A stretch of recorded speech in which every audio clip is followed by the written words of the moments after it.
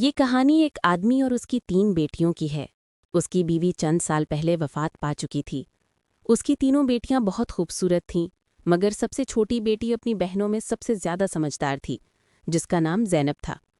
کرم دین اپنی تینوں بیٹیوں سے بہت محبت کرتا تھا۔ وہ کبھی اپنی بیٹیوں کو ماں کی کمی محسوس نہیں ہونے دیتا تھا اور ان کی ہر خواہش پوری کرتا تھا۔ اب کرم دین کی بیٹیاں بڑی ہو چکی تھیں اور اپنے والد کے لیے خود کھانا بنانے لگی تھیں۔ جب کرم دین کام کے سلسلے میں باہر جاتا تو اس کی بیٹیاں اس کے لیے کھانا تیار کر کے ساتھ لے جاتی تھیں۔ اسی گاؤں میں ایک بیوہ عورت بھی رہتی تھی جس کی ایک بیٹی تھی۔ اس بیوہ کی عادت تھی کہ وہ ہر گھر سے کچھ نہ کچھ مانگنے آتی رہتی۔ جب کرم دین کی بیٹیاں اپنے والد کے لیے کھانا بناتی تھیں تو وہ عورت اکثر اسی وقت ان کے گھر آگ مانگنے کے لیے آ جاتی، لیکن کرم دین کی سب سے چھوٹی بیٹی زینب کو وہ بیوہ عورت بالکل بھی پسند نہیں تھی۔ جب بھی وہ عورت ان کے گھر آتی، زینب اپنے بہنوں سے کہتی، یہ عورت ہمارے گھر کیوں آتی ہے؟ یہ بالکل بھی اچھی نہیں ہے۔ بڑی دونوں بہنیں زینب کو سمجھاتی، دیکھو یہ بیوہ عورت ہے اور غریب ہے، اگر ہمارے گھر سے آگ لے جاتی ہے تو تمہیں کیا نقصان ہوگا؟ زینب اپنی بہنوں کی باتیں سن کر چپ ہو جاتی، لیکن دل میں کہتی، دیکھ لینا، یہ عورت ایک نہ ایک دن ہم سب کے لیے مصیبت کھڑی کرے گی۔ یہ سلسلہ یوں ہی چلتا رہا۔ وہ عورت روزانہ ان کے گھر سے آگ لینے آتی اور موقع پا کر کرم دین کے کھانے میں راکھ ملا دیتی۔ کرم دین نے جب اپنے کھانے میں خرابہ محسوس کیا تو سوچا کہ اس کی چھوٹی بیٹیاں کھانا بنا رہی ہیں، شاید ان سے کوئی غلطی ہو گئی ہو۔ وہ اپنی بیٹیوں سے بہت محبت کرتا تھا اور یہ سمجھ نہیں پا رہا تھا کہ اس کی بیٹیاں اس کا کھانا کیوں خراب کر رہی ہیں۔ پھر ایک دن کرم دین نے سوچا، آج میں اپنی بیٹیوں پر نظر رکھوں گا، آخر میری بیٹیاں اچانک میرے کھانے میں کیوں ملا رہی ہیں۔ جب کرم دین کی بیٹیاں کھانا بنانے لگیں تو وہ چھپ کر انہیں دیکھنے لگا۔ بڑی بیٹی صاف پانی سے چاول دھو رہی تھی، چھوٹی بیٹی سالن بنا رہی تھی اور سب سے چھوٹی زینب برتن صاف کر رہی تھی جن میں کھانا ڈالا جانا تھا۔ کچھ ہی دیر میں کھانا تیار ہو گیا اور اس میں کوئی خرابہ نہیں تھا۔ کرم دین پریشان تھا، لیکن پھر اچانک اس نے جو دیکھا اس سے اس کے قدموں تلے زمین کھسک گئی۔ اس نے دیکھا کہ وہی بیوہ عورت ان کے گھر آگ لینے آئی ہے اور زینب اس سے بحث کر رہی ہے۔ دوسری بہنیں زینب کو سمجھا رہی تھیں، کوئی بات نہیں زینب، یہ بیوہ عورت ہے، اسے آگ لینے دو۔ لیکن اس بیوہ عورت نے آگ کے بہانے نظر بچا کر کرم دین کے کھانے میں راکھ ملا دی اور سارا کھانا خراب کر دیا۔ یہ دیکھ کر کرم دین کو بہت غصہ آیا۔ اگلے دن کرم دین نے اس بیوہ عورت کو اپنے گھر بلایا اور غصے میں پوچھا، تمہاری ہمت کیسے ہوئی میرا کھانا خراب کرنے کی؟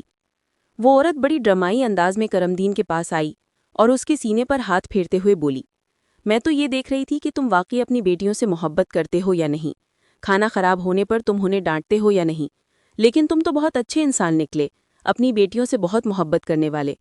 تم نے میری چوری فوراً پکڑ لی۔ اب مجھے یقین ہو گیا ہے کہ تم اپنی بیٹیوں سے بہت محبت کرتے ہو، آئندہ ایسا کچھ نہیں ہوگا۔ کرم دین اس کی باتوں اور ڈرامے پر یقین کرنے لگا۔ چونکہ وہ عورت خوبصورت تھی، اس کے رویے سے متاثر ہو کر کرم دین نے اسے کچھ کہنے کی بجائے اپنی بیوی بنانے کا فیصلہ کر لیا۔ کچھ ہی دنوں میں اس نے اپنی بیٹیوں کی اجازت کے بغیر اس عورت سے شادی کر لی اور اسے اپنے گھر لے آیا۔ شادی کے کچھ ہی دن بعد وہ بیوہ عورت کرم دین کی تینوں بیٹیوں سے سخت نفرت کرنے لگی۔ وہ چاہتی تھی کہ کسی بھی طرح کرم دین کی بیٹیاں اس گھر سے نکل جائیں۔ اس نے انہیں گھر سے نکالنے کے لیے مختلف منصوبے بنانے شروع کر دیے۔ وہ سوچتی تھی کہ اگر بیٹیاں گھر سے چلی جائیں گی تو وہ اور اس کی اپنی بیٹی آرام سے زندگی گزار سکیں گی اور کرم دین کا پورا دھیان صرف اس اور اس کی بیٹی پر رہے گا۔ سوتیلی ماں نے کرم دین کی تینوں بیٹیوں کو گھر کے سارا کام کرنے پر مجبور کر دیا۔ وہ انہیں ٹھیک سے کھانا بھی نہیں دیتی تھی اور بتدریج ان کی دوسری ضروریات بھی کم کر دیں۔ تینوں بہنیں ہر وقت دکھی رہنے لگیں۔ ایک دن جب 2 بڑی بہنیں رو رہی تھیں، زینب ان کے پاس گئی اور کہنے لگی، پیاری بہنوں، آؤ ہم تینوں کہیں باہر چلیں تاکہ ہمارا دماغ تازہ ہو جائے۔ وہ تینوں بہنیں گھر سے نکلیں اور چلتے چلتے ایک جنگل میں پہنچ گئیں۔ وہاں ایک گھنے درخت کے نیچے بیٹھ کر وہ روتے ہوئے اپنی ماں کو یاد کرنے لگی۔ اتنے میں ایک اللہ والے بزرگ وہاں سے گزرے۔ زینب زمین پر بیٹھ کر کہنے لگی، اے میرے اللہ، ہم مظلوم لڑکیاں ہیں اور بہت دکھی ہیں۔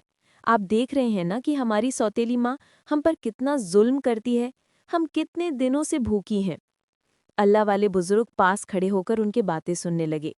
پھر انہوں نے زینب سے مخاطب ہو کر کہا، بیٹیو، تم تینوں یہاں اس درخت کے نیچے روز آتی ہو، تمہیں کیا دکھ ہے؟ تم مجھے بتا سکتی ہو؟ زینب نے روتے ہوئے بزرگ کو سارا واقعہ سنا دیا۔ بزرگ کو سن کر بہت دکھ ہوا۔ انہوں نے کہا، بیٹی، یہاں سے تھوڑی دور میری جھوپڑی ہے، میں وہاں رہتا ہوں اور عبادت کرتا ہوں۔ میری جھوپڑی کے باہر ایک انار کا درخت لگا ہے جس پر پکے ہوئے انار ہیں، تم جاؤ اور اس درخت سے جتنے چاہو انار توڑ کر کھا لو۔ تینوں لڑکیاں خوشی سے جھوپڑی کے پاس پہنچی۔ انہوں نے دیکھا کہ درخت پر بہت ہی خوبصورت اور رسیلے انار لگے ہیں۔ تینوں نے ایک ایک انار توڑا اور بیٹھ کر مزے سے کھانے لگیں۔ جب ان کا پیٹ بھر گیا تو انہوں نے بزرگ کا شکریہ ادا کیا اور گھر واپس آ گئیں۔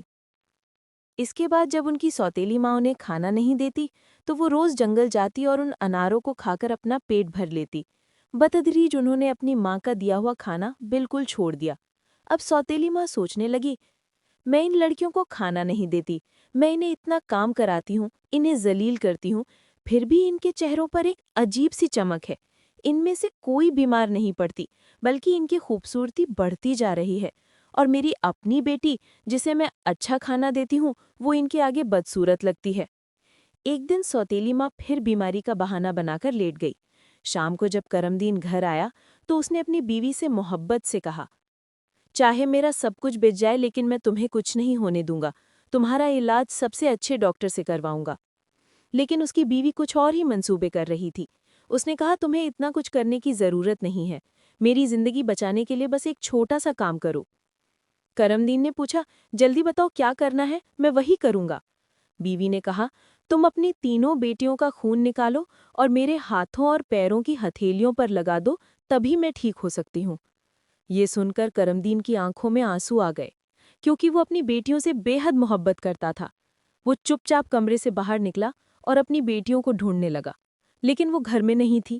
وہ پریشان ہو کر انہیں تلاش کرتے ہوئے قبرستان پہنچا، جہاں اس نے دیکھا کہ اس کی تینوں بیٹیاں اپنی ماں کی قبر کے پاس بیٹھ کر رو رہی ہیں۔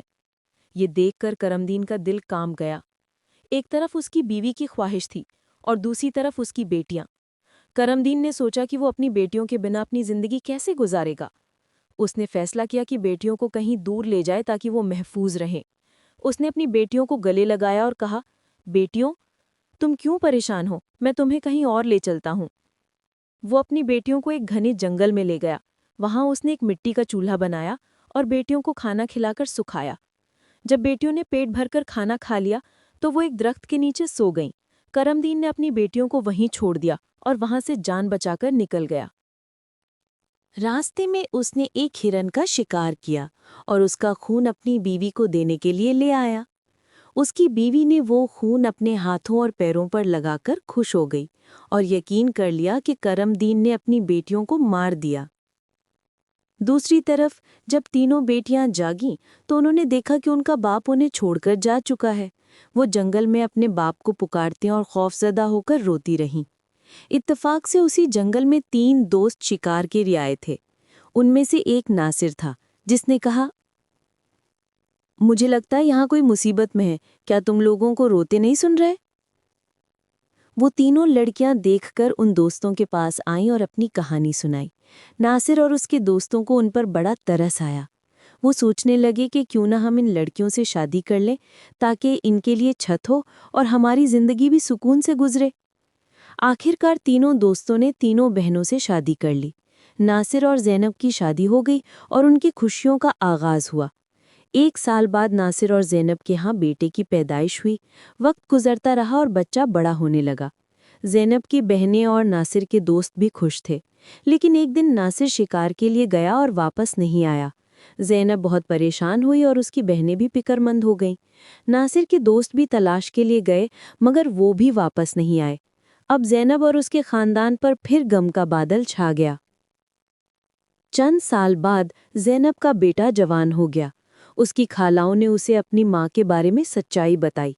بیٹے نے کہا، خالہ، میں اپنے ماں باپ اور چاچا جی کو ضرور تلاش کر کے لاؤں گا۔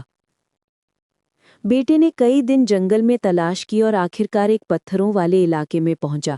وہاں اس نے پتھر کی عمارتیں اور ایک خوبصورت چھوٹا سا پتھر کا گھر دیکھا۔ اچانک ایک اللہ والے بزرگ باہر آئے اور بولے، بیٹے، تم یہاں نئے لگتے ہو، تمہیں اس خطرناک علاقے میں آنے کی کیا ضرورت تھی؟ بیٹے نے جواب دیا، بابا جی، میں اپنے ماں باپ اور چاچا جی کو ڈھونڈنے آیا ہوں۔ میری ماں کو ایک جادوگر نے قید کر لیا ہے۔ بزرگ بولے، یہ علاقہ ایک طاقتور جادوگر کا ہے، جو بھی اسے چیلنج کرے اسے پتھر میں بدل دیتا ہے۔ یہاں کے کچھ لوگ بھی اسی نے پتھر اور درخت میں بدل دیے ہیں، اور وہ ایک پاکیزہ لڑکی کو 12 سال سے قید کیے ہوئے ہے۔ وہ اس لڑکی سے شادی کرنا چاہتا ہے، لیکن لڑکی نہیں مان رہی۔ بیٹے نے سوچا، یقیناً یہ لڑکی میری ماں ہے اور یہ لوگ میرے خاندان کے ہیں۔ اس نے بزرگ کو اپنی ساری کہانی سنائی اور کہا، بابا جی براہ کرم میری مدد کریں تاکہ میں ان مظلوم لوگوں کو آزاد کرا سکوں۔ بزرگ نے مسکرا کر کہا، بیٹے اللہ ہمیشہ نیک دل لوگوں کی مدد کرتا ہے، تمہیں ہمت نہیں ہارنی چاہیے۔ اللہ والے بزرگ نے بیٹے کو منصوبہ بتایا کہ کس طرح وہ اپنی ماں اور باقی قیدیوں کو آزاد کر سکتا ہے۔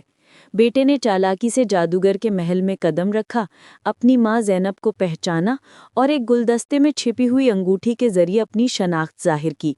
زینب نے فوراً اپنے بیٹے کو پہچان لیا۔ بیٹے نے جنگل میں جادوگر کی طاقت کا راز جانا کہ اس کی جان ایک طوطے میں ہے، جو ایک پنجرے میں بند ہے اور ایک درخت کے نیچے مضبوط پہرے میں ہے۔ کئی دنوں کی محنت کے بعد بیٹے نے طوطے کو حاصل کیا اور جادوگر کی طاقت ختم کر دی۔ آخر کار اس نے طوطے کی گردن مروڑ کر جادوگر کو مار ڈالا۔ بیٹے نے اپنی ماں زینب، والد ناصر اور باقی تمام قیدیوں کو آزاد کروا لیا۔ سب اللہ والے بزرگ کے پاس پہنچے اور ان کا شکریہ ادا کیا۔ زینب کی بہنیں اپنے شوہروں سے مل کر خوش رہیں، اور جو لوگ سالوں تک جادوگر کے قید میں رہے تھے ان کے والدین بھی خوش ہو کر اپنے بچوں کو گلے لگانے لگے۔ انہوں نے اپنی سابقہ بیوی کی سازشوں کی وجہ سے ہونے والے دکھ کے لیے معافی مانگی۔ سب نے خوشی اور سکون کے ساتھ اپنی زندگی گزاری۔